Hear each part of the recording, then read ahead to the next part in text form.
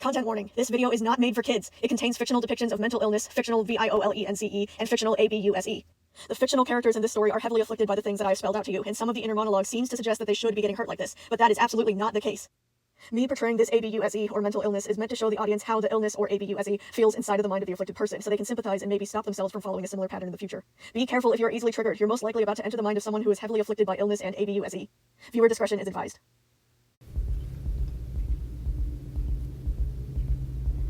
Though the nightmare didn't change, it was still managing to scare Moon all the same. The wails of terrified infants rang through the playground, always sounding so close and yet so far. Moon flew beneath a row of monkey bars, dodging around a slide, leaping over a teeter-totter. Darkness had completely consumed anything that wasn't more than a few feet away from him, making the forms of the other playsets phase out into oblivion. Structures reared up out of the shadows on his left and right, sometimes diving directly in his path just to throw him off and force him to change direction. Screaming children, crying children. They were everywhere, calling to him from every corner, but he couldn't find a single one of them. It didn't matter if he ran left, ran right, kept going forward, or turned around the other way. He still couldn't find the lost little ones. A part of him, far, far into the back of his head, knew this routine already. It was another nightmare, so similar to the one before it that it was almost indistinguishable. But the panic and desperation he felt at the sound of crying children made it impossible to see sense. He had to get to them, he had to save them before... In less than a second, Moon was face down on the floor, the impact so startling it completely halted his frantic sprint. He shakily picked himself up, still breathing so hard it felt like his chest would collapse, trying to figure out what had happened. Slipped. He was pretty sure that he had slipped from the way his foot had slid out from under him. He looked back. Cold alarm rippled its way up his spine, zapping into the back of his head casing. Blood. A trail of blood wandering off into the darkness to his left. Moon was up in less than a second, a wild heartbeat raging in his ears louder and louder as he followed the blood trail past ball pits and swing sets and merry-go-rounds. Clean up, clean up, clean up, clean up, clean up, clean up, clean up. The voice was easy to pick out from the sobbing infants around him. Son! Son! Son was kneeled just ahead on the trail, his back to him, muttering to himself and rubbing something into the blood. Moon caught up with him, stopping in his tracks when he saw what his brother was doing. He was wiping a soaked red rag across the padded floors, back and forth again and again. Rather than cleaning the blood trail, Son was only managing to smear the mess around. Son, what are you doing? Moon grabbed onto his brother's upper arm, trying to pull him away from his task. We have to keep going! Clean up! Son shoved him off, continuing to wipe the floor even more feverishly now. Clean up! Clean up! Clean up! His face was plastered with an unnaturally wide smile, his eyes crazed and unblinking, locked on the floor, putting his whole body into the movement of the rag. Son could be stuck in cycles like this for hours, Moon knew. So he just left him, continuing to follow the trail further and further and further. The blood was getting thicker, in more volume, fresher. It finally ended at a dark puddle. Something small, white, and covered in fur sat in the middle of that puddle, motionless. A baby rabbit. Unmoving, pink guts spilled, mouth agape in one final scream of fear. And there were more baby rabbits, so many. They were all bleeding, crying, some dead and others just barely clinging to life, crying for his help, crying for him to do something. Moony. His gaze snapped downwards at the familiar croaking voice. The nearest one was staring at him, her ivy-green eyes so wide there was a ring of white around the iris, her fur stained scarlet with her own fluids. Help. The baby rabbit rasped, each simple word seeming to waste an immense amount of her last few dying breaths. Please, help.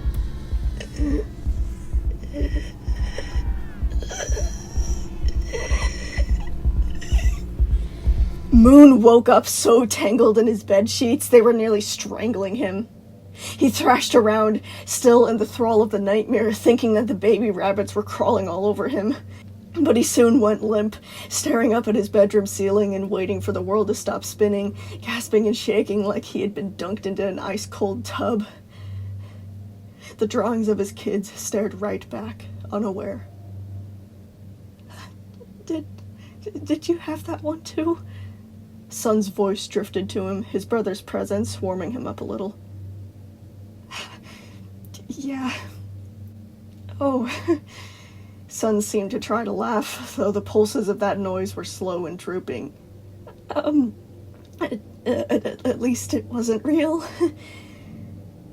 If Sun and Moon slept at the same time, they usually ended up sharing dreams, like the one they had just experienced. They would both occupy the same hallucination, and as long as they didn't wander too far, they usually were able to interact with each other while dreaming. It was a very weird experience that apparently other people didn't have, but for them, it was quite normal. Moon got to work disentangling himself from the blankets, kicking them away and rolling so he could find their journal. He pulled a simple black notebook closer to him, plucking the pen out of the ringed spine. Its only recognizable feature was a purple sticky note taped to the front that read, Sun and Moon's Nightmare Journal. The name said it all. Moon flipped through a multitude of pages, trying to find the one that he left off at, words like Vanny and rabbit and falling and blood sticking out to him. Some entries were written by Sun, some were written by Moon. The difference in handwriting made the distinction clear without them needing to label each switch. When Moon found the most recent page, he jotted down a quick summary of their dream, trying to tie those horrible images down into something more manageable. The Nightmare Journal was something that Murray had suggested they begin doing. He said that it was supposed to help them gain some control over the terrors that their brain put them through. Moon wasn't quite sure if it was working, but it had only been about a week, so he didn't want to give up hope just yet. As Moon transcribed every horrific detail, he absently checked the time. It was 7:03 in the morning. He was surprised. To them, this was sleeping in. It had been about a week since Murray had begun to help them out, and they were getting a little better. A little. Murray kept reassuring them that it was okay if it was only a little for now, but out of the two brothers, only Sun had the energy to pretend like they understood that. Better was just the fact that Sun and Moon were charging and bathing themselves again, but that was probably just happening because Murray was there to watch them 24/7. Murray had been sure not to leave them alone after such a close call at the dump, leading to him practically moving in with the daycare attendants. He slept on one of the beanbags that were usually used for nap time, eating his meals with them and rarely ever leaving the daycare, even when they weren't actively talking to one another to work out an issue. The other managers had lunch breaks and returned home at night, but Murray insisted on putting in this extra work. Just until I feel safe enough to leave you alone again, Murray kept reminding him. Don't worry about me, just focus on getting better. Even though Moon felt guilty to be keeping Murray away from his family, namely his wife, for this long, he understood why Murray was so determined to stay by him. Deciding to step away from the edge that one time didn't mean the yearning to return to that cliff went away. This time, though, he had someone to talk to when he felt that way. It was rough pulling himself out of the black hole that he had been drawn into. Sun and Moon both talked to Murray for hours at a time while he listened patiently and gave advice and reassured him that they would not feel like this forever and it was okay to grieve. Moon wasn't quite sure if he believed him, but he tried to keep going anyway. Moon wrapped up the recounting of the nightmare, adding the details that Sun informed him of, letting the journal flap closed and setting it aside. He unplugged the charging cable from the back of his head, closing the metallic box in the wall and leaning back, staring pointlessly at the exit of his room. The curtains were drawn tightly closed, making him entirely rely on his green-tinted night vision to see all of the children's drawings scattered about the walls. Numbness flowed through him, his eyes fixed on an undetermined point among the folds of the curtains. He felt too heavy to get up, finding no reason to even try. She's gone. A part of him kept aching. She's gone. She's gone. Oh my God, she's gone. No. Sun interrupted, kicking him out of it. No, Moon, go to Murray. He said to go to him when we do this, so go to him. Say good morning at least. Right. Moon stumbled to his feet, brushing himself off and trying to pretend that the nightmare hadn't affected him nearly as bad as it did. The curtains parted, the light of cartoonish stars letting some color return to Moon's vision. Dark indigo shadows had doused the daycare in near darkness, the curving poles and grippy boards of the playground, now nothing but black silhouettes. He leaned over the edge of the tower, peering down at the ground floor, finding the beanbag where Murray usually slept, one set just to the right of the art room, almost hidden behind the play place. It was empty. He thought maybe he was just in the bathroom, but the light to the men's room was off. Moon took a few steps back, something chilly squirming around inside of his throat as he scanned over the entire daycare, finding nothing. He was alone. A thought barged in on him. Run to the dump. You don't know when you'll get another chance like this. No. Moon held his head. Think of the kids. What if Murray gave up on them? What if Murray wasn't coming back? What if he welcomed Taylor to take his place again? Clean! We should clean! Sun interrupted desperately. Moon, let me turn the lights on. I'll clean. It'll help. The only reason Moon surrendered control was because he was worried that he would end up back at the scrap dump if he spent another minute with possession over their body.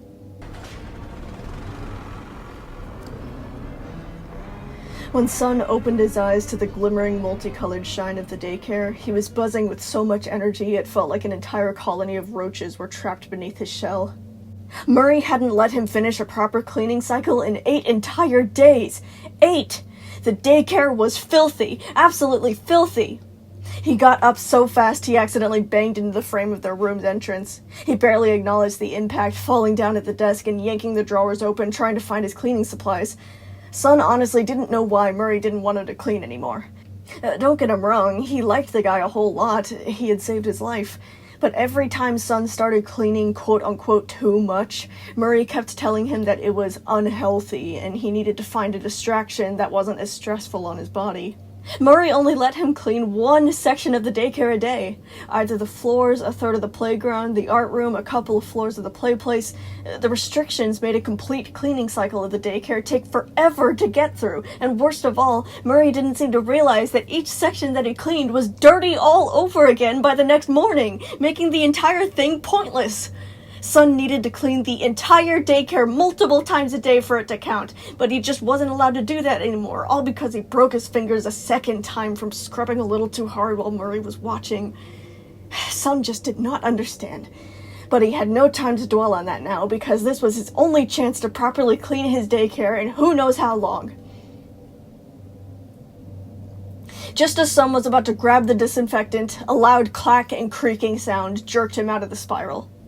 He snatched his hands away from the forbidden supplies like he had been caught with his hand in the cookie jar. The door of the daycare was opening. Sun groaned in disappointment, realizing that he, in fact, was not going to get the chance to clean. But is it really him? Moon pushed. What if he left us? What if Miss Taylor is coming back? Sun couldn't help but mirror the same anxieties. He scrambled past the curtains, coming to a stop at the top of their tower, waiting to see who was coming through the doors. He had been looking near the bottom, at the height that a human would usually stand. But instead, he saw huge, almost cartoonish white gloves connected to black pillar-like legs that stretched upwards beyond the reach of the doorframe. Then he saw a truck-sized, boxy white head lowering down into view, multicolored features bending into a friendly smile. Sun leaped back and yanked the curtains closed. He hunkered there in his room, hands clasped over his mouth. Once he realized how stupid his reaction had been, regret burned over his face. It was DJ! DJ! Arguably the coolest person Sun had ever met, especially after how he dealt with Jeremy. Their most recent talk pushed itself to the front, making him feel even more embarrassed. DJ had been the one to pick up on the context clues, realize the mental state he was in, and take action to make sure he didn't go through with it.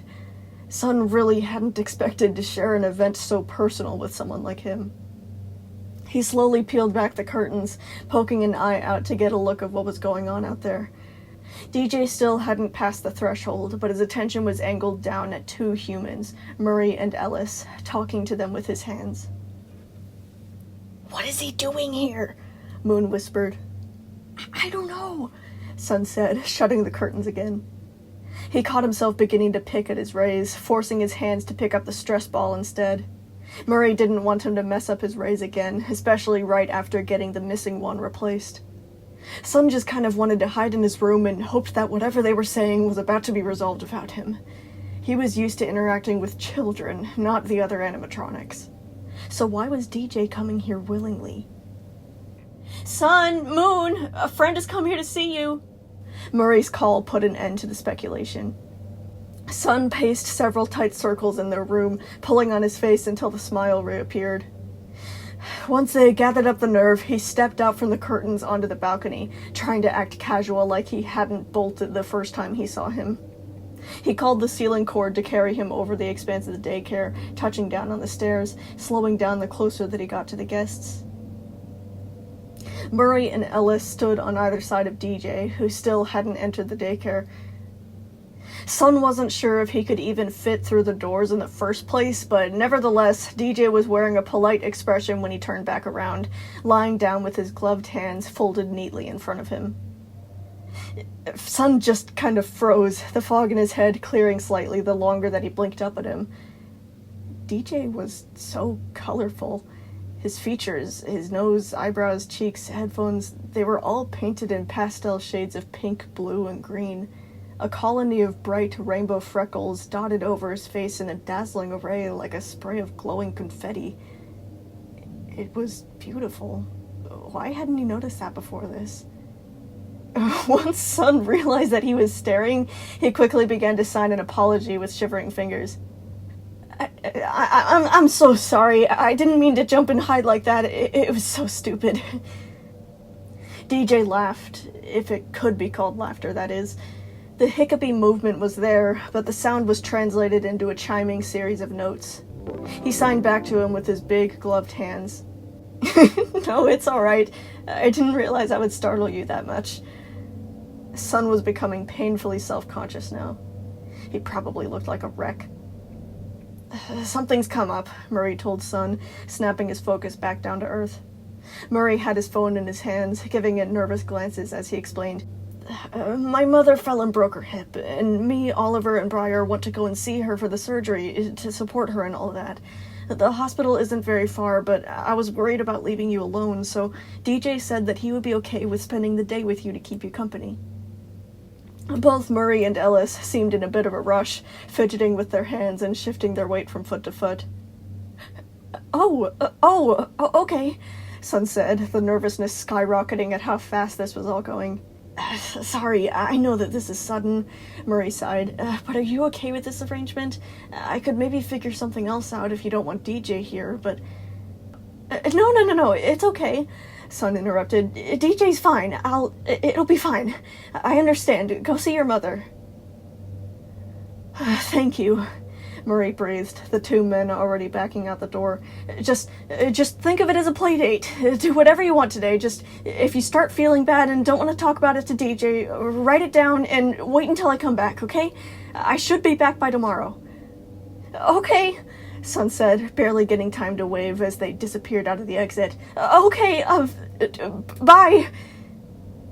Before he knew it, Sun was left standing on the staircase with DJ looming right outside of the daycare's open doors, wearing an equally awkward smile. How did he even get over here, he found himself asking. With a quick glance around, he saw that the arcade games had been haphazardly shoved out of the way, making room for DJ to crawl into the daycare's pickup alcove off the side of Freddy's attraction. Hey, DJ greeted in ASL. I know you're probably sick of this question, but are you doing all right? Their last interaction flashed before them both. Sun clutched his hands together, turning his gaze down from DJ's dazzling colors. "I'm doing better, I guess," Sun signed back to him before clearing his throat. "I don't really want to talk about it. Thinking about it makes it worse." Already, the mention of what had happened on the 28th was prowling up behind him, threatening to pounce. His little girl was gone. He was never going to see her again. He was never going to... "Okay then, that's fine," DJ signed quickly. "What do you want to do instead?" Sun blinked back up at him, his eyes going a bit unfocused as they tried to pull away from the darker thoughts. On reflex, a familiar itching need returned to him at full force. Sun signed, stretching the smile a little wider. I want to clean! Yeah, I should definitely start cleaning." DJ made a face that immediately caused Sun to doubt himself. "How much have you already cleaned today?" he asked. Dang it. Sun had been hoping that maybe today he could clean as much as he wanted, but he realized now how easy it would be for Murray to just tell DJ what Sun is and isn't allowed to do. Nothing at all," Sun answered honestly. "I only just woke up. I was in bed the whole night." Wait, did that sound like a lie? He really wasn't lying, but it was clear that his insistence was making DJ a little suspicious. Still, DJ shrugged and signed, "Okay, I guess you can clean a little then. Only one section of the daycare, right?" "Right," Sun begrudgingly confirmed. "So, can I come in to at least hang around while you do that?" DJ asked. "This arcade is so small, I'm losing feeling in my legs." Yes, of course." Sun immediately pushed the doors open a little wider, jumping off of the stairs out of his way. Come on in." DJ's head bobbed left and right as he narrowed his eyes at the doorframe, seeming to calculate whether this would actually be possible.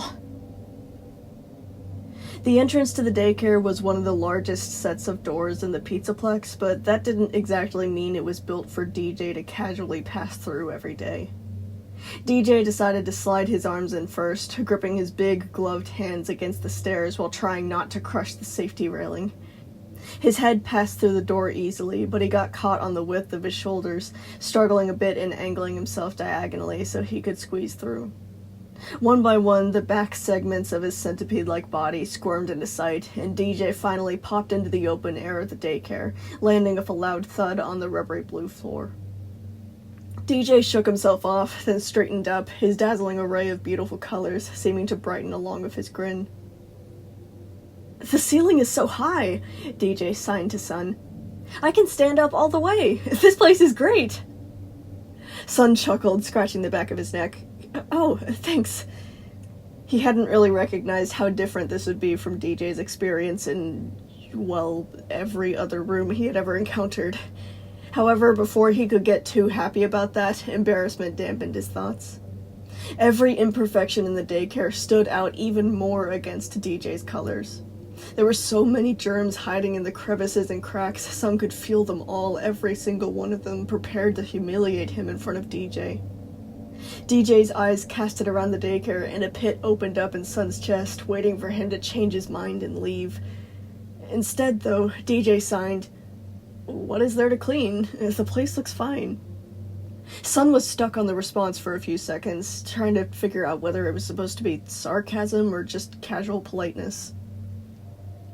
Sorry," Sun signed back. Sorry, I know it's bad, but Murray hasn't been wanting me to clean as much as I should." No, seriously, it all looks plenty clean to me. Don't worry about it," DJ insisted, picking his way over the playground sets and lifting his head to peer into the play place, which looked to be the size of a dollhouse compared to him. Sun held his breath, fiddling with the red ribbons tied around his wrists, still bombarded with how horrendous the daycare was. What if DJ was just being nice? What if he was going to laugh about it later with his friends? What if he thought that Sun was just a stupid clown and regretted ever agreeing to do this? Clean up, clean up, clean up. His fingers kept screaming, clean up, clean up, clean up, clean up. I still want to clean anyway, Sun signed with those same shivering fingers. You can do whatever you want. I just want to at least spruce the place up for you if you're going to be staying here all day. DJ's mouth tilted a little, and he signed, "Do you really want to clean that bad?" "Yes!" Sun nodded so hard his rays were given whiplash. "Can I at least help you clean?" DJ asked next. Sun was actually a little surprised by that. "What?" "I mean, if you're this stressed out about cleaning the place," DJ reasoned, "I could do another section while you do yours. Do you think that would help you feel a little better about it?" Sun blinked a few times, then signed to DJ, Sure, you can help. Which part do you want to do?" DJ considered that for a moment, then signed, "I probably can't get into all the tiny spots in the playground stuff, but I bet I can do the floors." At his request, Sun set off, trying to push away the nervous flutters. He had to be on his best behavior, now more than ever. The ceiling cord whipped down and lifted him to the top of the tower with ease, and he gathered up the portable mop bucket with the wringer, the actual mop, and the soap that he would need. Once he retrieved all that he needed and filled the bucket, Sun returned to the ground floor, wheeling the bucket over to where DJ was waiting. "Okay, so this is a type of mop bucket that has a wringer attached to it," Sun began to teach him. "The wringer squeezes out the mop's dirty water when you press it here." When Sun glanced to see if he was paying attention, DJ's mouth was dropped open, his eyes zipping up towards the ceiling and then back down to Sun. Sun glanced behind him, thinking that maybe a bird had gotten stuck in here again, but saw nothing out of the ordinary. "What's wrong?" he signed. "What was that?" DJ pointed up at the ceiling. "There was a thing. There was like a string that attached to your back. It flew you all the way from there to here." "Oh." Sun felt his nose curl in amusement. "That's the ceiling cord. It helped me get around the daycare fast without stepping on a bunch of kids." "That's so cool."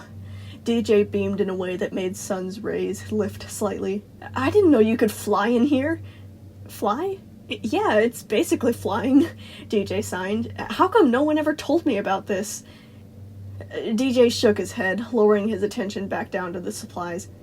Sorry, okay. What were you saying before about the bucket?" Sun explained how to wring out the mop, then had to coordinate with him to figure out how DJ was going to replicate the movement. His hands were so big he had to take the gloves off to get more specific points for his grip, the mop looking more like a paintbrush in comparison to him. Once DJ figured it out, he got to work, plucking out a tune on his piano key teeth as he sloshed the vinegar mixture over the padded floors. Sun found himself lingering around DJ, listening to the music. He had been expecting something that would belong in a rock concert, but this tune was gentle and quiet, more like the melody of a lullaby. It was actually quite relaxing. Ever since moving to the daycare, Sun hadn't gotten to listen to any music besides the scores in the background of kids' movies. But this music, it was familiar to him. He originally tried to trace it to a movie, assuming that he had to be recognizing something from that, but the realization of what it really was sent him spinning back through time. It was his favorite song, all the way back when he worked as a waiter in the Fresh Start diner. Back then, DJ was basically a living jukebox. Customers could just give him song requests, but more commonly they would request themes or styles, and he would improvise his own compositions, never missing a single beat and spinning the notes up into something entirely new each time. No two songs were the same. Each of the animatronics naturally had their favorites, and the one that DJ was playing right now was Sun's favorite. All of that, it was so long ago, Sun had almost entirely forgotten about the little tune. How did DJ remember it for this long? Besides that, it seemed that DJ was actually taking his job seriously. He was lying down with the second set of hands folded neatly beneath him, his nose nearly touching the floor as he scrubbed into the breaks in the rubber and the mats, stroking up and down in orderly columns. Sun didn't get to hear a big variety of music. He only realized now how much he was missing out on. Sun only really noticed that he was still standing there when DJ's eyes caught onto him, his head lifting and the music cutting off abruptly. Oh, sorry, DJ said, setting the mop down so that he could use ASL. I was doing it on reflex. Are you okay with me playing music while I clean? Oh, yes, of course. Sun signed immediately. Sorry, I'll go get to work now. The quiet tune continued, and Sun turned tail and fled back up to his room with the help of the ceiling cord. He didn't immediately reach for the cleaning supplies, instead pacing circles in the dim light, brushing anxiously at his rays and fighting the urge to pull at them. He had to stop being so weird. This might be his only chance to make a friend that wasn't either a child or someone who was being paid to babysit him, and he was going to blow it. What in the world is going on over there? Moon complained, drifting closer to Sun inside of their mindscape. Can you quit it with your little crush already? It doesn't matter. When Moon brushed against Sun, the agonizing, heavy darkness stuck to him and burned like acid. The distraction of DJ was wiped off like dirt on a window, letting Sun see past the glass into the empty void that lingered just outside.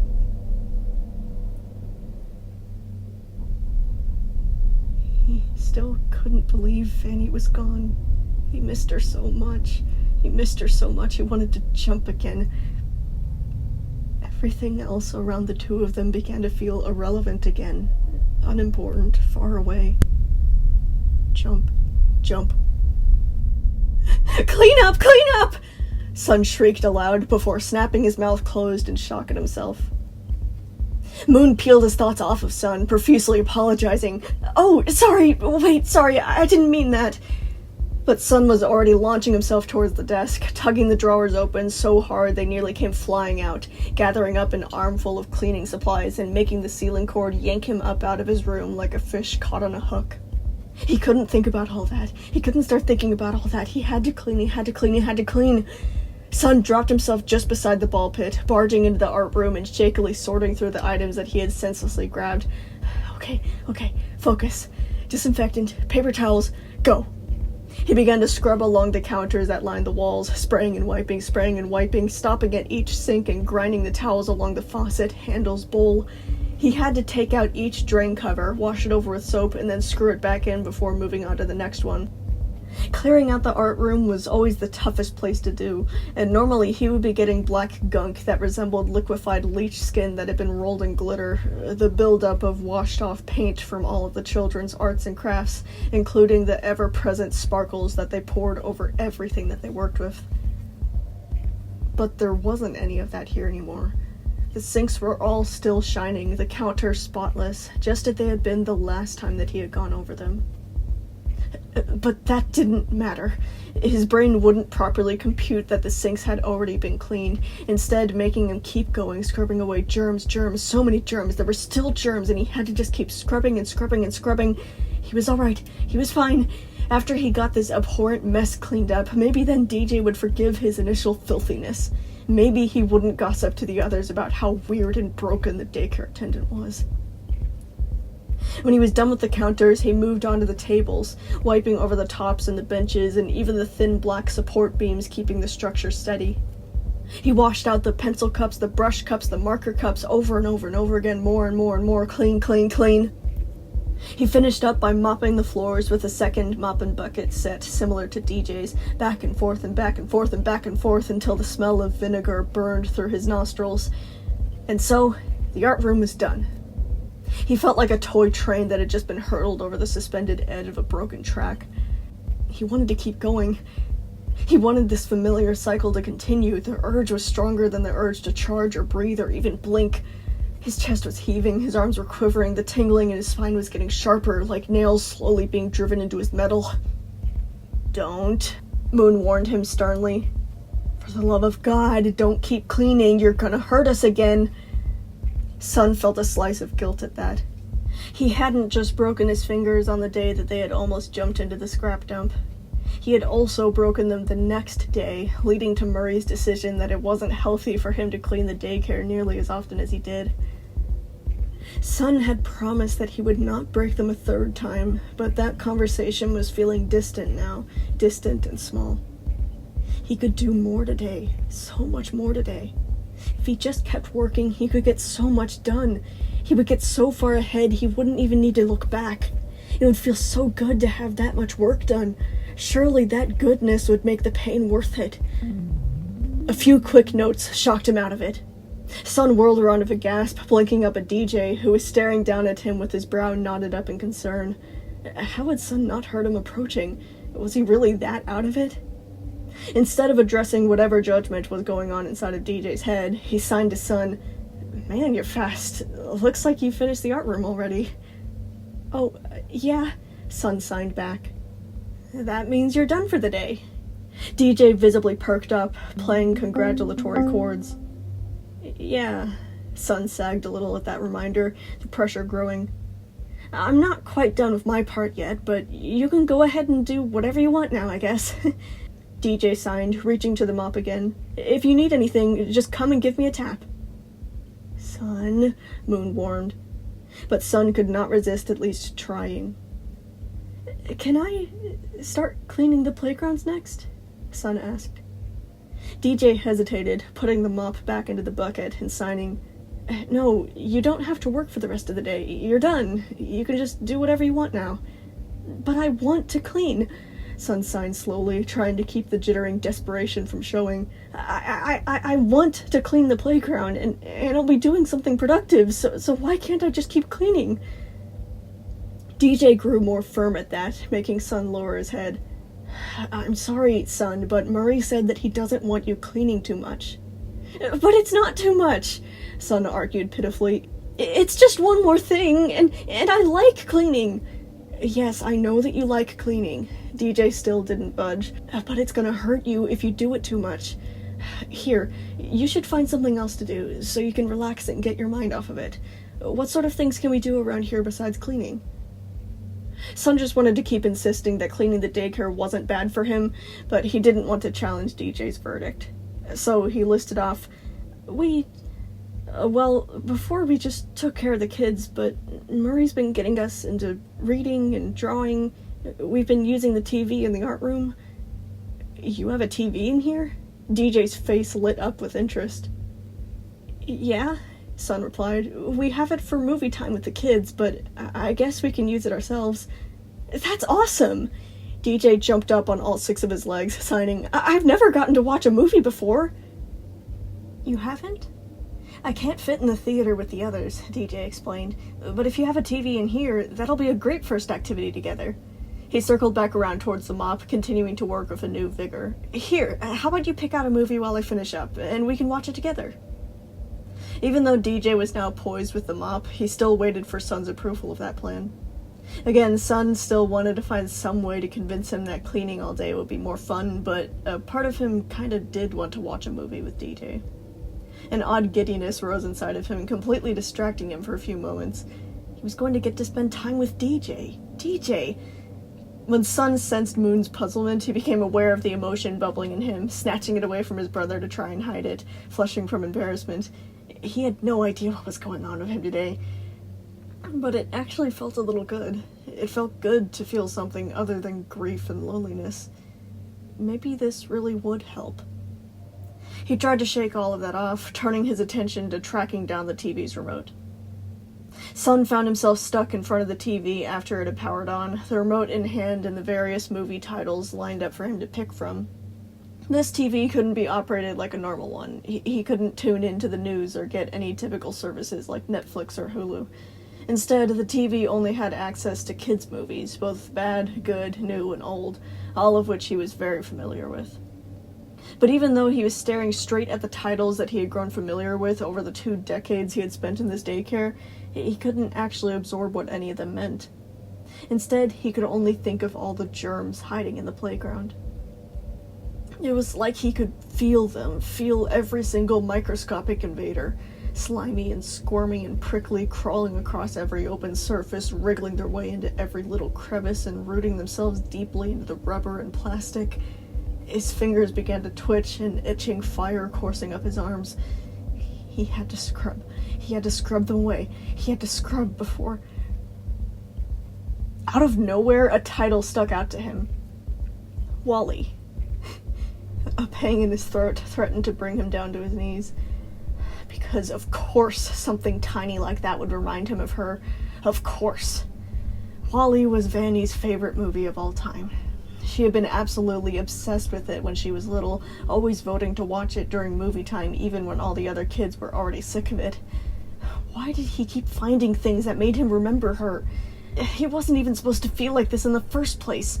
Vanny was evil. She was a child killer. Murdering a kid like that, especially in the way that she did, it was unforgivable. He should say good riddance and move on with his life. He had so many other kids to care for. They needed him to get his act together and be happy again.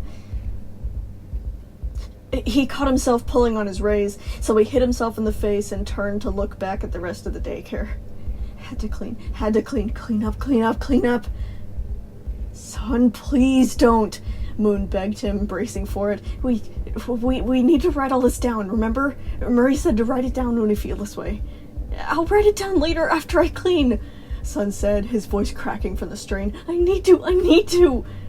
Son hurtled himself away from the TV, crashing down on the cleaning supplies that had been left just outside of the art room. The ceiling cord whipped him from one side of the daycare to the other, and he landed with a thud on top of a curly slide, jamming a wad of soaking paper towels into a gritty platform. Scrub away the germs, scrub away the... The entire daycare was plunged into darkness so abruptly, he thought he had been knocked out. When the gears inside of him began to churn, Son cried out, dropping the supplies and clutching at his head, trying to manually hold the rays on the outside. Moon had snuck through the door between them without Son realizing, and he was now grappling with him, their mindscapes stabbing into one another in spastic pops.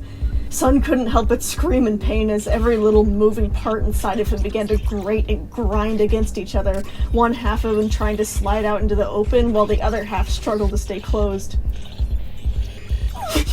Moon! Son gasped. What are you doing? That hurts! You're hurting me! The lights flared back on, the pain ceasing as Son and Moon's mindscapes ripped off of each other like Velcro. Son had fallen off the slide, now slumped against the wall of the playset, surrounded by orange tunnels and swinging rope ladders. That's against the rules, Moon! You need to ask first! Son scolded. Why did you do that? I'm stopping you from cleaning, Moon argued right back. You're going to hurt us, Murray said. Several heavy footsteps later, a batch of alarmed notes interrupted them.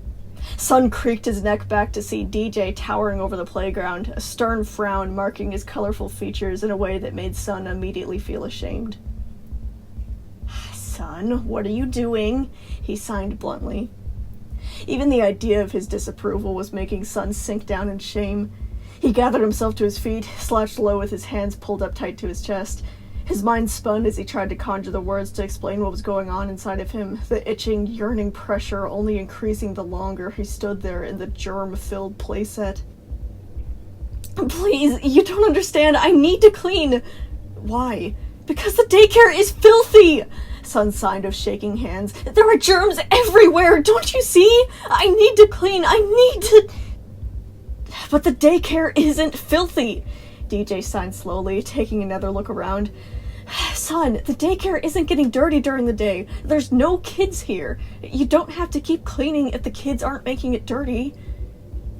That explanation, it wasn't fitting inside of Son's head. He read it from DJ's hands. He knew each word's definition, but he just didn't want to absorb what they meant. It just wasn't computing. DJ sighed, telling him with steady hands, I'm sorry, Son, but you can't clean right now. Murray was very clear. He doesn't want you to hurt yourself again. His gaze softened. Here, let's go and watch the movie. It'll get your mind off of it. No! Son started to yell aloud, struggling to sign fast enough to express his urgency. Please, I need to clean, I need to! Son had reached for the paper towels and the disinfectant, but DJ was faster. He plucked up the cleaning supplies and held them far out of Son's reach, his brow creased in stubborn determination. No, get those back, please! Son cried, calling the ceiling cord to him. The moment the hoop attached to his back, he kicked off of the ground, rocketing up into the air and making a grab for the supplies. DJ pulled them away, ducking and switching the towels and disinfectant from hand to hand in some insane game of keep away. Son pursued the supplies, the cord swinging him from one side of the daycare to the other, trying his best to not get tangled up in the slinging wire. Eventually, DJ threw the cleaning supplies into his mouth, snapping his piano key teeth shut with a final clang. Sun tried to brake, but because of the nature of his momentum, the gears in the ceiling halted while the cord itself continued to swing forwards like a pendulum. Sun crashed right into DJ's face with enough force that he saw stars. There were several startled notes as Sun dropped several feet in the air, the length of the ceiling cord catching and letting him hang loosely as he dizzily tried to regain his bearings. Something big rose up from below, giving him support so he could lie down on a solid surface. Sun blinked blearily up at DJ, who looked absolutely mortified. Sun was seeing double at this point, but he managed to make out DJ's frantic questions. "Oh my god, I'm so sorry, are you okay?" DJ was holding him in a gloved hand, he realized. It was actually surprisingly soft, feeling more like a fluffy mattress than a robotic palm. It almost made him want to give up right then and there and pass out. "Ah, Sun!" Moon blared in their head, giving him a twanging headache. Stop it already! You nearly broke something! Sun groaned and rolled over, pushing himself up. His vision refocused, the dizziness slacking off, and he came to realize that there was no way he would be able to wrestle DJ's mouth open with his bare hands. Those supplies were as good as gone. No! Sun sobbed aloud, scrambling to focus his plea into ASL. "Please, DJ, give them back! It's the only thing that makes it go away!" DJ stared, unreadable emotions clunking around behind his face. Sun waited in suspense, hugging himself tight in an attempt to stay together, feeling absolutely ridiculous and pathetic in the palm of DJ's hand. He somewhat expected DJ to be weirded out, to decide that it wasn't his problem and cut today short. But instead, he signed to him. "What do you mean by that?" Sun couldn't look at him anymore. He stared down at his own kneeling knees instead, the red and yellow stripes of his pants being shaken back and forth from how hard Sun was shivering. "Sorry," DJ signed next, making him glance back up. "Sorry, I'm not Murray. You don't have to reply, but..." He offered a small smile. If you need to get this off your chest right now, I'll be here to listen." He tilted his head. "Listen, watch, I don't know, just... I won't judge you or laugh at you or get angry, okay? You're still family to me, even though we've been apart for a while. I'd electrocute myself again if it meant protecting you. I'm certainly not going to shame you for having problems." Sun sank even lower, overcome with that last word. Problems. With it came so many connotations. Unwell, unfit, broken. He kind of wanted to clam up, to keep all of that muck away from DJ. He didn't want to embarrass himself in front of him. DJ had already saved them all from Jeremy. He didn't want to ask even more from him. But DJ seemed so genuine. His eyes were patient, his smile kind, completely opened up and ready for him. It was so unlike the incredible power he had enforced on Jeremy when defending them that mighty protector transformed into a gentle giant. It helped Sun relax enough to let go of himself. "I'm sorry," he signed, keeping his head turned away. "I'm not supposed to have problems." He stopped, unsure if he wanted to go on. "Well," DJ signed, "technically none of us are supposed to have problems, but that didn't stop us." "You're not alone, Sun. You don't have to hide it. It'll just make it worse." Sun sighed deeply, drawing his knees up to his chest, a lump sprouting up in his throat. "I'm supposed to be the happy one," Sun signed up to him. I was supposed to be happy on reopening day for the kids, but I wasn't. And even now, even while being given a break, I'm still not working right." The exasperation peaked, making him want to rip himself open so he could dig around and find out what was broken in his code. I just can't stop thinking about... Both him and Moon met a solid brick wall inside of their mind, unable to even think of breaching it. Sun's breathing became labored, frantic, his fingers stinging and aching for the cleaning supplies. I have to clean," Sun signed shakily. "DJ, if I clean, I'll stop thinking about it." DJ immediately held him a little tighter, the softness of the gloves pressing into him like a hug. Whoa, Sun, it's okay, you're okay. Try to breathe deeply. Do you know how to breathe deeply? Sun nodded. It was something that Murray had taught him, one of the first things that they had gone over. He tried to focus on the inhale and exhale, to expand each breath further down into his gut, leaning back as he got a hold of himself. He wasn't sure how long the temporary calm would last, but he hadn't called for the sealing cord for another go at the supplies yet, so he guessed that was good. DJ didn't say anything for a while, looking away towards nothing in particular as he seemingly thought of how to keep going. Sun could only wait and try to stay still. Sun, it's okay if you aren't happy, DJ signed, his hands careful and slow. What you're doing, you're not going to be able to hold it forever. Working yourself to death isn't going to help you. You're just going to continue bottling all this up tighter and tighter until you shatter. To get out of this cycle, to feel normal again and move on, you have to think about what happened. You have to grieve. Paralyzing fear shot through Sun, pinning him in place. It must have shown on his face because DJ went on. I know. Even talking about it, it's terrifying. But I've gone through grief just like this, and that's the way I made it out. You have? Jessica, Victor, Bonnie. DJ signed simply, elaborating. Now, Bonnie came back, so he might not count anymore, but back then we fully believed him to be dead. And just like Jessica and Victor, it was indescribable. His gaze became distant, appearing shaken for the first time since he had come to visit him. The loss, the guilt, the confusion and anger, and just not being able to understand why it happened, it hurt like hell for a very, very long time. But the only way to move forward from it was to acknowledge that it was painful. DJ blinked himself out of it, turning his attention back down to Sun. What you're doing, you're not going to be able to run away from your grief like this. Eventually you're going to fall, and when it catches up to you, it'll be 100 times worse. Please, Sun, please try and work with me here, and just stop actively trying to run yourself into the ground. Sun was so worn down by the end, he barely had the strength to keep his head up.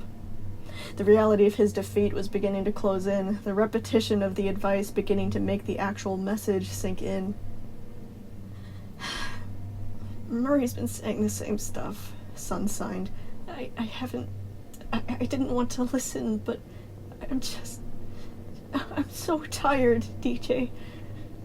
Self-loathing washed over him, snarling at him. Oh, stop wallowing in self-pity.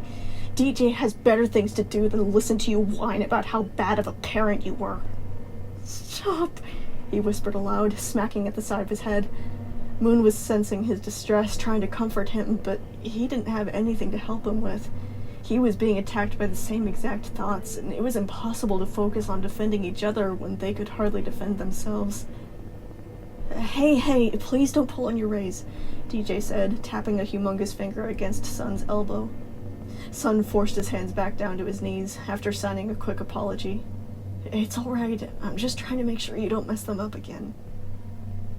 Sun found himself giving a feeble laugh. It felt ridiculous, even idiotic, but Sun wanted to talk. It felt like a physical force slithering up out of his throat, banging its fist against his closed teeth, each pound louder than the last. Please, Moon urged him on. Please, Sun, you gotta start talking about it. If not to Murray, then to DJ. I promise it'll help you feel a little better. Moon had already begun the process of mourning. He knew what it was like and was desperate for his brother to follow him already. So, with one final push from Moon, Sun finally broke apart, his emotions rupturing into the open.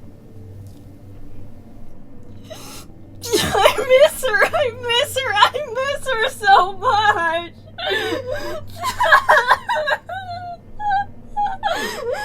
I miss her smile, I miss her laugh, I miss her little games and her art projects, and I would do anything just to see her again.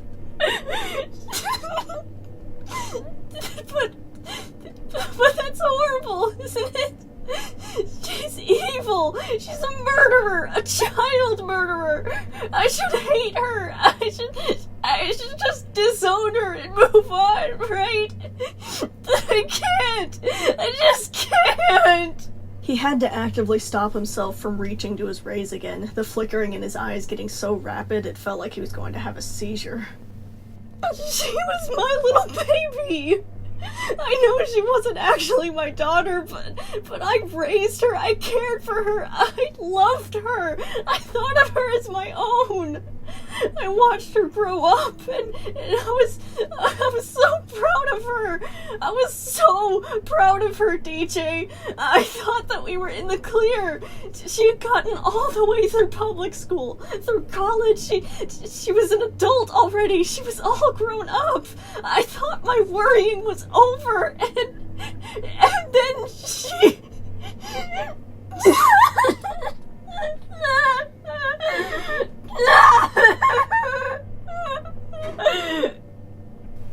Even brushing against Moon's memories of the 28th was enough to knock the breath out of him. He braced his palms against DJ's glove, forcing deep breaths in and out, in and out. DJ bent one of his fingers to rub his back, and Sun found himself leaning against it, needing its support just to stay upright. I don't understand why this happened. Sun kept going. I don't understand what I did wrong. I thought I was a good dad. I thought I had done well. I thought I had done great even, but then she ended up doing this. I raised a child killer. That is the worst possible outcome of becoming a parent, and yet somehow I managed to hit it right in the bullseye. Oh, great job, son! What an outstanding individual you've grown up to be! You're officially a dad who can somehow mess up so badly that the kid you've raised your entire life grows up to be a serial killer!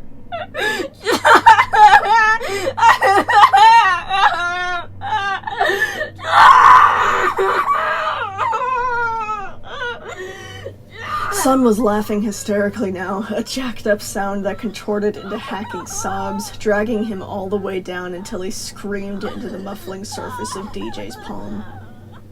When the tanks in his chest ran out of air, he just cried and cried and cried, unable to stop, all of the excruciating torture he had been holding inside spilling out like the contents of a shaken soda.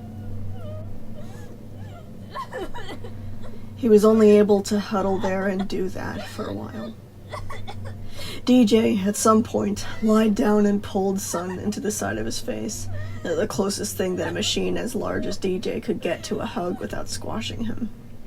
Sun weeped into DJ's freckled cheek, his big, gloved thumbs still massaging his back to try and ease him through the painful process.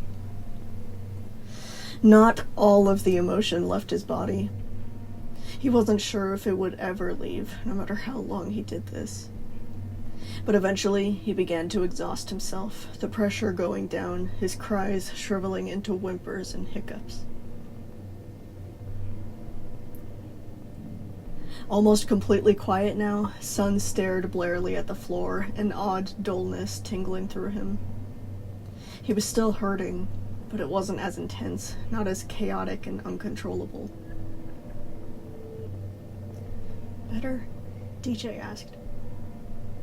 A little, Sun replied. Things were still for a bit longer.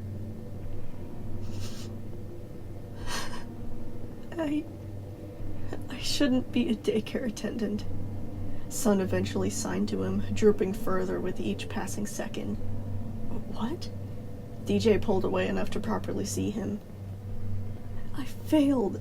I completely failed with Fanny, Sun signed, the weight inside of him sinking like a wrinkled old balloon.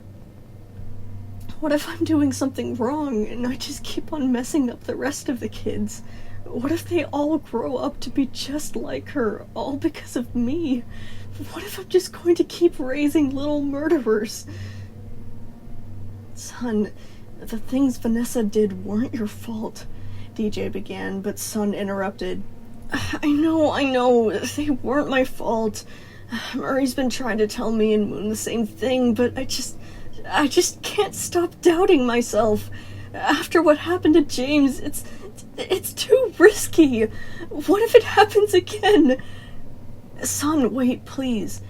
DJ waved his hands around, nudging him to get him to look up. Son, how many children have you taken care of over the years? After quickly running the numbers, Son replied, maybe over 200? And how many of those have gone bad? That one took a longer pause. 1 or 2 if you count Jeremy, I guess. 1, let's go with 1. Jerry kinda refused to interact with you. That wasn't your fault. DJ signed. So, out of 200 kids, only 1 of them has turned out bad. DJ let that hang between them. Does that sound like you're the problem? Maybe? Don't give me maybe. DJ signed crossly, rolling his eyes. It's no. The answer is no. You're clearly not the problem, or there would have been more bad ones just like her. She decided to be bad because she wanted to be bad, not because you made her bad. Son stared off into nothing for a few seconds, trying to digest that. The comparison was being rolled back and forth inside of his head, poked and prodded at by a sense of reasoning. He wasn't quite sure what to make of it yet.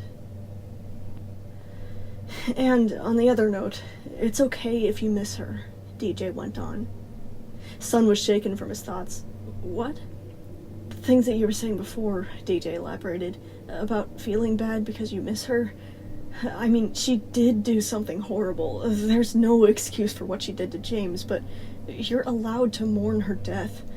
This entire process, it's going to be very difficult for you two, and it's not healthy to think that your feelings are invalid just because of the things that she did. Like you said, she was still your daughter. He became abruptly aware that the lights in his eyes were still flickering. He rubbed at his face, trying to hide it, but it was too late. Sorry, Son signed. It's just... Did Murray give you a script or something? He's been saying the same stuff. Wait, really? DJ huffed out something that was almost a laugh.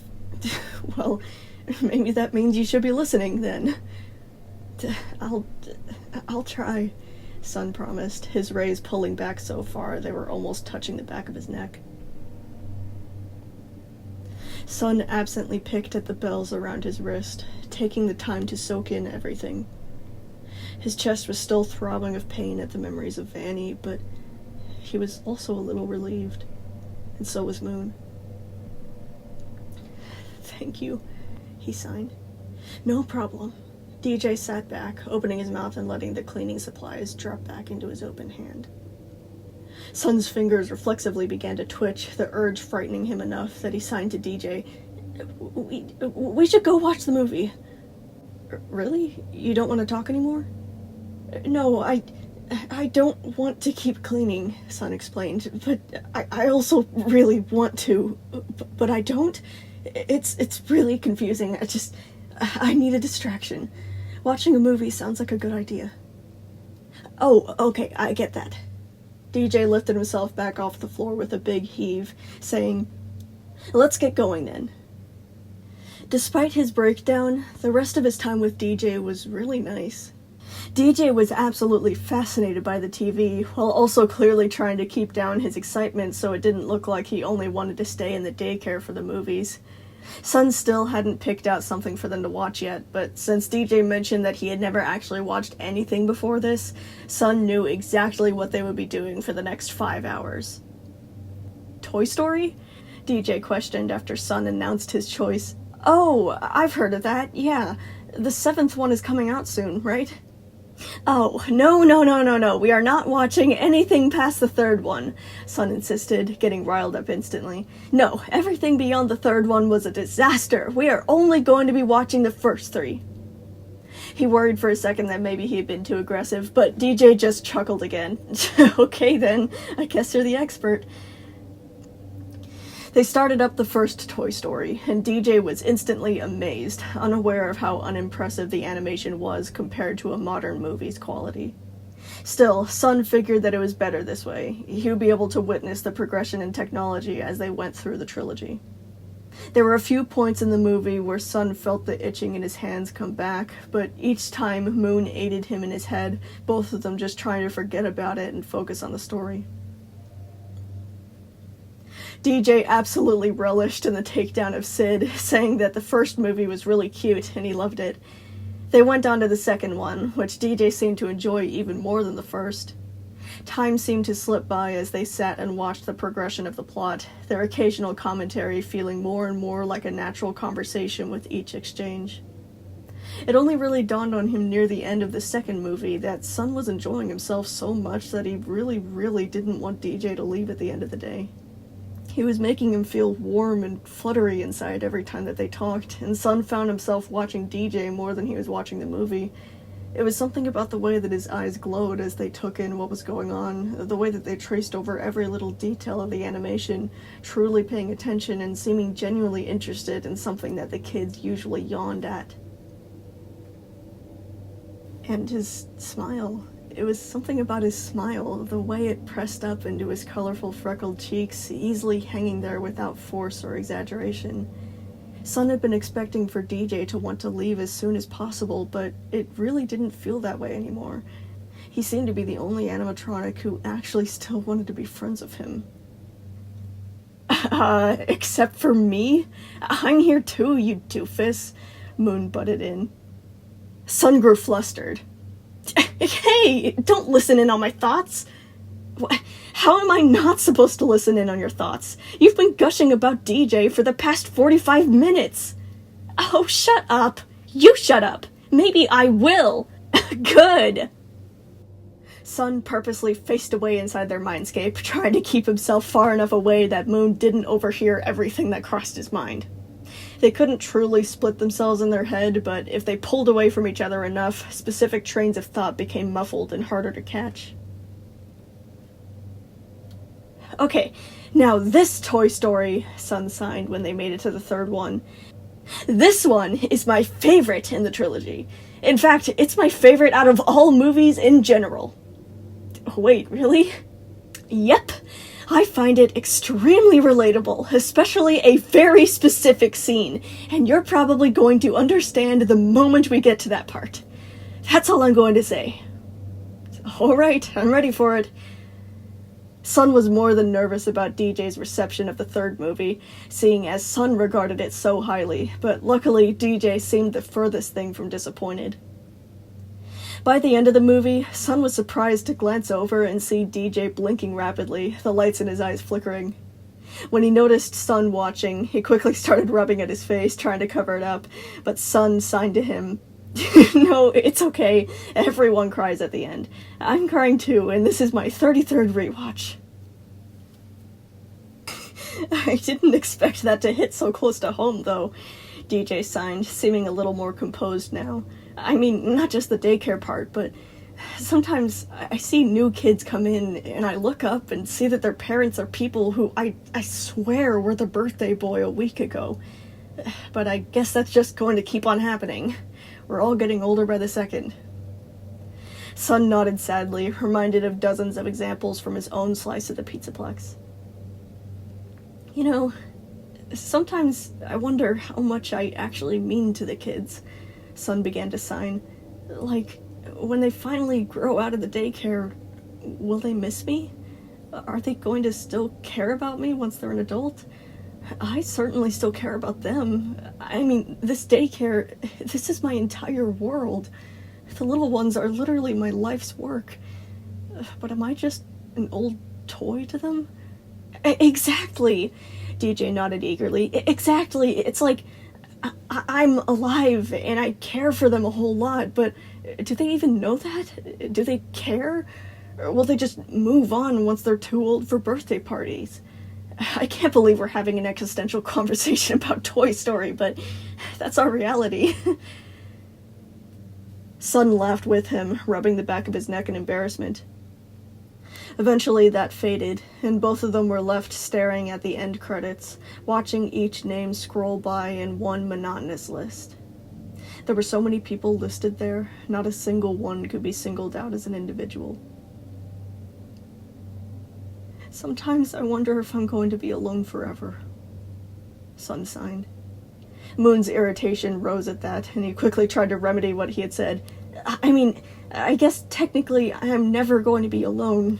I have Moon, but he's kind of stuck with me. What, am I too boring for you? Moon snorted in amusement. The constant panic attacks aren't exciting anymore? No, not that, Sun thought towards him, signing. It's just, Moon doesn't have the choice to leave, but all the humans in my life, they can leave, and they do. Something began to pulse deep in his throat, making him swallow and stare at the floor. All of the kids that I've raised are grown-ups now, and the only time I ever see them again is if they come to sign up their child for daycare too. Jessica's gone, Victor's gone, Fanny's gone, Jeremy was never there in the first place. It feels like I don't know. No, I totally get what you're saying. DJ signed quickly, making him tilt his head back up to look at him. The only difference, I guess, is that I still have my family. They're the constant in my lives, but I guess I never considered that you don't really have that over here in the daycare. Sun monitored Moon's emotions, but most of his exasperation was exaggerated for the sake of bothering Sun. Sun could feel that Moon felt the same way.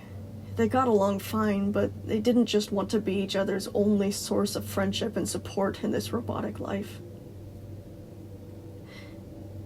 What if I move in here with you? Sun thought DJ's suggestion was some sort of joke at first, but after turning his attention back to the outside world, he found nothing but seriousness in his colorful features. Listen, DJ signed, picking up speed. I was getting a little lonely too, since I can't always participate in whatever the others are doing. Maybe we can both just hang out in here. We could play games and talk and watch movies and just do whatever we want together while you're trying to get better. You know, just to keep each other company.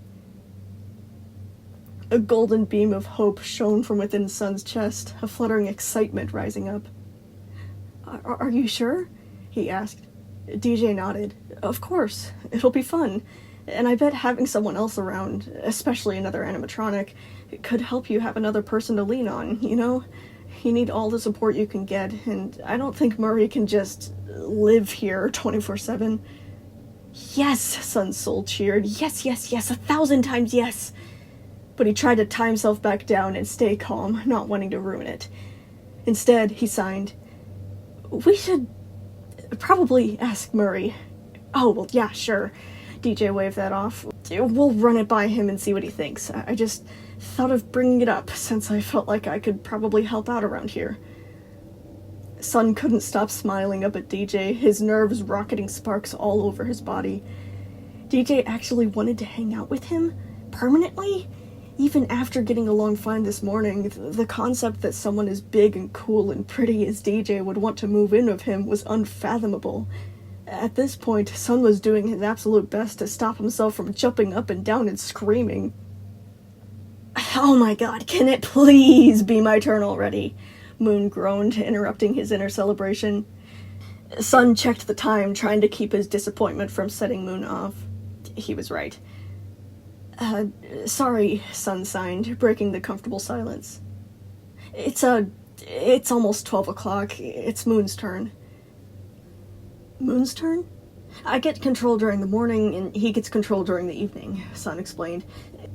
It's, to make sure that we both get a fair share of time with the body.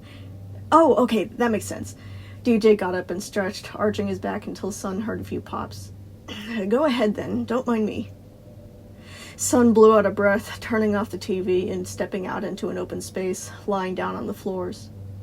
Without much flair, he let Moon turn the lights off, allowing the transformation to begin.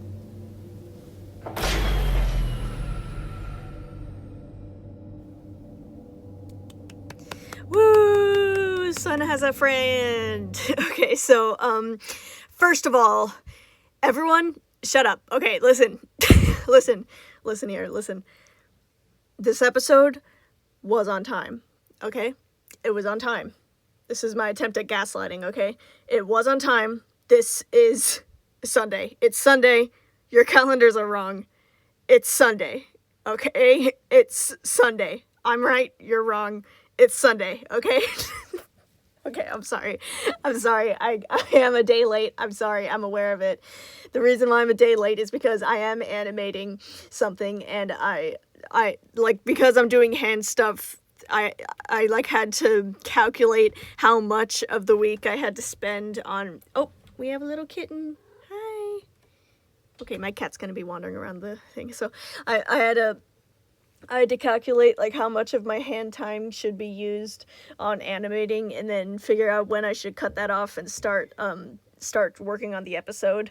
And I underestimated how long this episode was. This episode is several hours long in total, which is why it's going to be in 2 parts. Good transition. So 2 parts. This is part 1. So part 2 is going to, the title will look very similar to part 1, but this is part 1. Look out for part 2 once we get to that. So part 2 is going to be next week, on time, just like this one was, because this one was also on time.